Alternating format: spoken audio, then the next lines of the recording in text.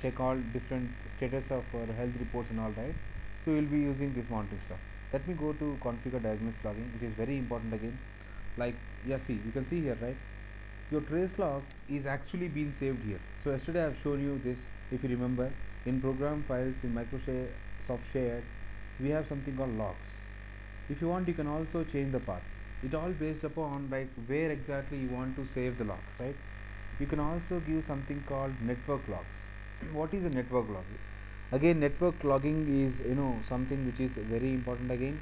See, as I told you yesterday, right? Let me okay, let me just open this presentation. So let me give one simple example here. I said in SharePoint server, right, your main server will be running at one place, right? And your backup servers or add-on servers, or we can also say that load balancing servers will be at some other place, right? So load balancing servers is nothing but in real time. Load balancing server is something which actually accepts the overloaded requests. Let us say you have one website. Let me take an example of Facebook itself. So many millions of people are using Facebook, right? Which means they cannot have one machine to provide the whole Facebook. They will be having across more than 20 to 30 machines where your Facebook will be running, where all these requests will be shared. Like, let us say we have some 20 machines, right? So if 1 million of requests are coming, so all these 20 machines will take the equal load. So 1 million divided by 5, let's say like some 500,000 to one server, and some other to next server, right? So it will be shared upon each server, right? So that is nothing but a load balancing in real time servers. In the same way, if you are using the SharePoint in a higher levels, right, where you have to save some company's data, which is over the span of period, it is for sure that your company data will be huge, and you have to maintain each and every record of your company and each and every version of your company. So in that case, something like logging is very important, because let us say you have uploaded your document. You have uploaded a document in some part in library, right? And you have changed the document 10 times, right? And after that you deleted the document let us say you deleted the document after changing it over the period of time. Now, that was the first point. Second point, let us say after deleting, after some times like 2 to 3 years, your CEO or someone comes to you and asks like, I want to see why actually that log document is being deleted, and I want to see all the logs. So this is where you have to follow, which is the monitoring. In monitoring, you have something called diagnostic logging, right? So under this, always make sure that your event log for production is enabled, right? Because whatever you touch, when I actually save this, delete this, each and every event log will be logged here, right? Now, if you want, even you can actually categorize your logging. Like if you want to do everything, like if you want to actually do some level of tracing levels, right? If you select just, yeah, I want only SharePoint Foundation, and I want only, like you will be having something like lists here. Yeah, list uniqueness, right? Which means only list, whatever you do with the list, right, it will be logged, or whatever you do with the database, it will be logged, or whatever you do with alerts, it will log, right? So you can also give different permissible levels for logging, but make sure that if it is a big server, make sure that everything is being logged. Every event a SharePoint website is being done is being logged here, right? And then we have something called trace log here. So in trace log, if you can see, you can give a path here. So this path can be your local machine path. Local machine path is nothing but your local drive is there, right? Local drive, if you are providing some path, that is nothing but a local machine path. Or you can also give something called network path. So network path is nothing but your company may have as I was as we just said, like your company may have backup servers. Let us say there are 3 backup servers. So one backup server is for logging, so you can take up that path and you can mention here. But for that you need something called network connection. So all these network connections, everything will be done by your network admins, who are it is a separate entity in a big organization. So network admins and network guys will take care of the whole networking part of your computers. You don't have to worry much about networking, but only thing is you just have to make sure you have an access to that server. That's it. So even but to whom you should approach for access is, you have to approach network admin guys in order to get the access to that server. So it can be anything, it can be a database backup, it can be a logging backup, anything. But the thing is, make sure that if you are using some other server, you should, or not you, the server, the SharePoint server should have permission to that machine. Then you can mention your network drive here, right? So that is nothing but a path. And then you can see here number of days of store log files. This is very important component, which is, so basically by default your SharePoint gives 14 days. You can see the logs for 14 days, for past 14 days you can see the logs. Now let us say you want to increase this days, you can increase. If you want to decrease, you can decrease. But mainly how actually it happens is, in real time, how actual logging happens is, so there will be a separate program being running, which is, the programmers will develop, or it will be manual, or it will be some way, like manual in the sense, let us say you have mentioned something called 30 here. Let us say I have given you here as a 30 days. So for every 30 days I want the data of SharePoint for past 30 days, let us say, right? So what happens whenever you say 30 days, which means the 31st day's data will be deleted, right? So every day whenever your log is generated, so a backup program can be written in such a way that your current log will be copied to some other server, which means you have a latest log here, and all these logs will be there in some other server, right? So where your parallel processing is done, so whatever is being logged the whole day, let us say the day end of your company is at 10 p.m., let us say 10 p.m. of the day, right? Which means at 10 p.m. no one will be using admin SharePoint, and over for some time, which is nothing but we can say maintenance time. So which is like, you want to take or run a batch where the whole log files in this server will be transported to something else, because you have to make sure that your space should not be a constraint for running other websites of a SharePoint, right? So for that you have to just calculate how much time will be sufficient, and then you have to mention here. Or you can also restrict your memory to some size, right? Let us say if you gave here by default it gave some 1000 GB, right? Either you can give this or you can restrict. So until 1000 GB your files will be created in your hard disk, right? So again here whenever you give space, right, you have to make sure that you, even after mentioning your space, it is better to actually manually check the server spaces. An administrator should always check, or should write your own customized program in any language. It can be .NET or anything, where your server will be continuously checked for some space check, right?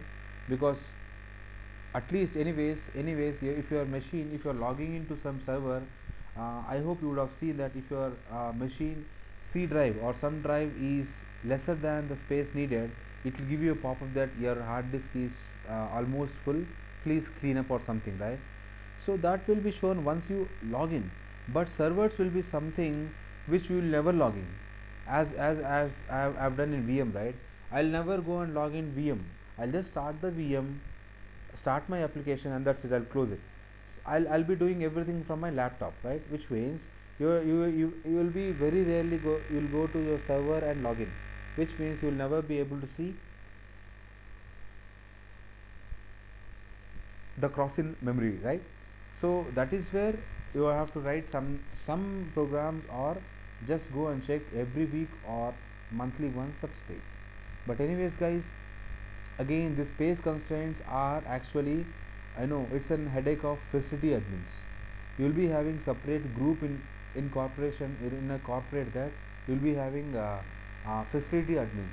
Facility admins are one who will be taking care of the facilities, like providing memory, providing higher configurations, giving up more better what is that, machines to run, right, maintaining the servers and all. Maintaining the servers, the physical servers, right? Maintaining the inside, if there is any bus problem or if any hard disk problem, right, they'll be sorting it out. Those are nothing but say facility admins. And reporting will be done by either not network or a SharePoint administrator to facilities, so that they can come up and fix some memory for you, right? And there is one more point here. If you are using your laptop, sometimes you will never be able to, if let us say your laptop is 500 GB, right, and if you want to add in more space, you will never be able to do that, because sometimes you may not have a separate slot for keeping up one more memory disk. But servers, when we talk about servers, right, they will always have much spaces where you can actually add in memory. Now you would have heard something like, whenever in corporate, if once you enter into real time, right, you will continuously hear something like you already have some 100 GB space now. So 100 GB space is getting filled. So if you want to increase memory, what should be done actually? You should actually format the complete thing, or take the files whatever you have in some external hard drive or something. But when it comes to server, you may not have these many options. What you have to do is you have to buy memory, add the same memory to the existing slot itself, right? They'll add the hard disk to the existing slot, and they'll connect that with a bus, which means there they are taking care of the whole memory space, right? So that is how they actually add in the server space to the higher servers, and for that you will be getting a space. So during a space constraint, you don't have to worry about. But here is a one. This is a point where actually you can change your path and maintain your number of days of logging, right? This is the main place which you have for logging and all these things. And now, so let me just go back to this, which is review job definitions, right? Let me just start this. Yeah. What is this? Job definitions. It is like job definitions are something when you actually schedule a job, or I'll will be coming up with a job. What is a job and how actually we can create a job in this? Again, job is nothing but something which will continuously will be running in your server, because when your SharePoint server is up and running, your some job, let us say you are checking something like number of you are checking continuously the time of your current. Let me just start this up, right? You're checking something like you want to update your database with the current updates, whatever is being fed in some market, right? So which means you have to, even if you are not opening this page, you have to run your background program. So that background program in a scheduled manner is nothing but a job. So by default, you can see here, whenever you create any web application, right, you will have all these jobs, either a service job or a web application job. Service is nothing but a web service which will be running on SharePoint server. And again, this service is something whatever you do in a front end or a web application will talk to service, and then it will talk to something called your database. So all these things will be, you can see here, there are some things which are running monthly, which are running daily. You can see audit log trimming. Audit log is again nothing but a log which is each and every event, right? You have clicked on that or you have done this, each and everything will be logged in, and it says every month trim. If you open this up, let me open this once, audit log trimming, right? You can see this, right? Audit log trimming, you can actually make it a recurring in sense continuously running job, right? Or you can just say, and no later than. No later than is something like where you can actually stop, or you can actually run only for one day and all, right? So that is nothing but something. And you can even disable the jobs if you have any job which you want to retain and not to delete. Disable, and whenever you want, you can actually enable your jobs, right? One sec, let me just show you some thing here. Yeah, so these are nothing but timer jobs here, which is every you can see here. So whatever jobs has been run, you can see the whole history of them, right? And scheduled jobs is something where you can see what are the different scheduled jobs which we have in here, which is recycle bin, right? Continuously what it does is it will be clearing up your recycle bin and change disk quota warning. Disk quota warning. So what is disk quota warning again? So again, this is nothing but, if your disk is again getting full, right, you'll be getting continuous warnings. So yesterday I was talking about something like when you actually go to central administration, you will see this ribbon, right? Now, whenever you see this ribbon in your real time, never wait for anything. Just go and check all these things. So how to check is again, click on this view these issues, right? Anyways, while learning, it's fine. Like, anyway, so these recovery things are something which you'll be getting based on your server you're using. So as we are using Windows 7, we will be getting something, right? As you are using something like, tomorrow, let us say you are using Windows 2008, but it is only 32-bit. You may be getting some other issues, but don't worry. For each and every issue, let me just click on some issue, database required upgrade or something. Click on this. See here, for each and every issue, you will be having one remedy link, right? So don't have to worry about. So whatever issue you get, just click on this, right? Remedy link. So it will go to the Microsoft MSDN site where for that problem, for that particular problem, there will be some database, some solutions. You can see here what is the resolution for this, right? Just upgrade. Now let us check about something else here, which is yeah. Let me see this driver running out of space, right? Click on this. See here, it says it says a memory is full. Examine the failure servers and delete logs or free space on drivers. Again, you will get some tip here. So where your problem will be mentioned, which is what is the problem you have, and what is the summary, and what is the resolution. So if you follow these things, right, you will be able to actually and administrate your disk space of SharePoint much better, or problems of a SharePoint much better, right? So here itself, if you want to resolve, you can directly click on that, so that based on your resolution, it will take you to that, right? Again, you can also give all these things, right? Whatever the resolution you are giving can be actually saved, and those things will be saved as a version, which is very important. So tomorrow, let us say after 2 years, if you want, you want to check that, like how many times you have seen this issue, go back and see the same issue in logs, right? And you can see something called versions of that, right? You can see all the version histories once you click on that, right? So see, there are so many versions of this for the same, because see, your memory will be getting filled, you will be adding new memory, which means again your issue is resolved. Again, once you continue to do that, again memory will go, right? So these problems will be fluctuating, and those things, so that's why your SharePoint has given one ribbon. So if there are more failures, it will give you a red color, and if there are some permissible failures, but even then you have to fix, so this ribbon will be on yellow color, or something like light orange color, right? You have to work on based on that. So if it is red, don't even think about it, just go into view issues and try to resolve them. And resolution is something which will be provided by your Microsoft sites. So that's why, if you remember, I've given you this link where actually all the configuration can be done, right?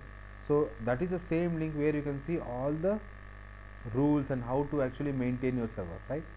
So that's why I asked you to save your link, right? You can do that. Now let's go back here. Monitoring, that is nothing but your timer, and if anything is running now, you can check the job status, right? You can see here, right, next start time. So immediate alerts or something like storage metrics processing, some bad job, which is these all are some things which are running at background, right? Will be seen here and something, right? In the same way, workflow, this is very important. We will be learning about workflow, which is you can create a workflow and create your workflow to different levels. So we'll be checking out what is workflow and all, right? And then we have something called storage, not this, and info paths. Actually, we have one more very important topic, which is info path. We'll be checking both, because both works in parallel, right? You can create your own jobs maintaining them, right? We'll be checking on that again. Let me go to administration and let us see whether it has started. Right. Let me just start up. Okay, it's gonna take some time, guys. Not a problem. Let me just leave this there. So that is nothing but your monitoring thing, right? Now you have I just wanted to show you something else here, like which is let me go to property collection site. Yeah, and in here I was about to see some document level. Yeah, document lib. In document lib, let me just give you an introduction to workflows, because we are going to take up something called workflows. Yeah, see, now let me give an introduction to workflow until our server starts. Anyways, once it starts, I'll explain you much on server, right? Anyways, even in foundation, there is something called workflow. Here, you can see that there is a workflow. So, what is a workflow? If you remember, in our first class ever, we have seen something called collaboration, right?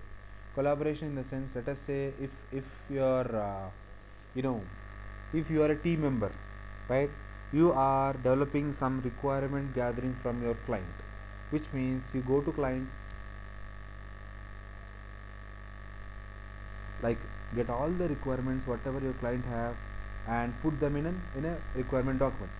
Let us say the whole team prepared one big document, and they posted in SharePoint. Again, uploading in SharePoint is nothing but taking a document library and uploading. Let us say this is my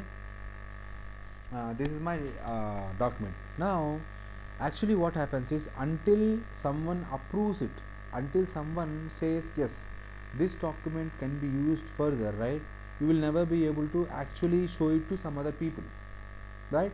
We'll be checking out what exactly I'm talking about when we actually go. Now let us say a team member uploaded a document, right?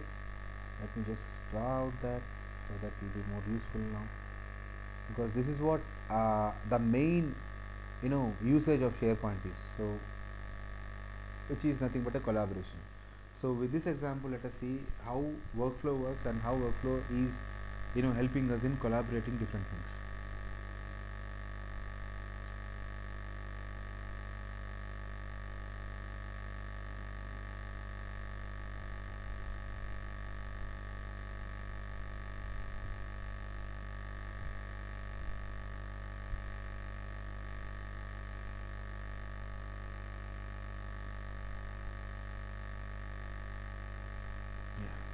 Yeah. So here, let us say again, take the same example of a team members. Let us say there are team members, some so like some three team members, let us say, right? And you have SharePoint here, right? You have a lead here, right?